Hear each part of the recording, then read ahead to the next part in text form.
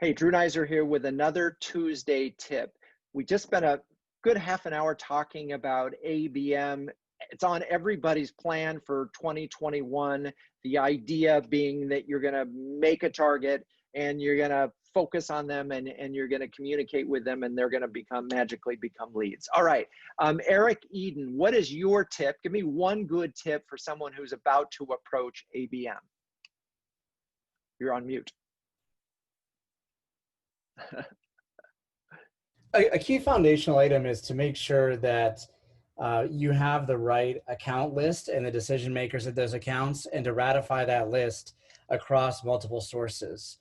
And if you have a great list and you have all the right decision makers, then as you go to invest in all of your program spend, you're far more likely to be successful. And I love that tip, and it's just such a great and classic thing. Think of ABM for the moment as direct marketing. When you're doing direct marketing, list is always the most important part of it, whether we're talking to 5 people or 1,000 people. So what Eric is saying, there's a lot of detail. You might get a list. You go, oh, I got a good list. And then you cross-check it to make sure that these people are really still there, that the company size is still there, or maybe perhaps that they actually will pay their bills. Okay, so make sure you have a really, really good list when you do ABM. Okay, Simon Schaffer, Case Paper. What is your Tuesday tip for folks approaching ABM? Well, once you get that list, remember they are people. What? So make sure you get personal. Maybe even write them a handwritten note.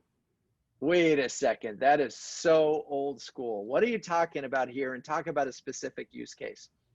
Well, once you know who they are, get to know about them, they don't get a lot of mail that doesn't go right into the recycling bin, right? So to get a handwritten note, they're going to touch it, they're going to feel it.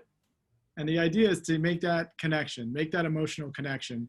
And what better way to do that than a handwritten note?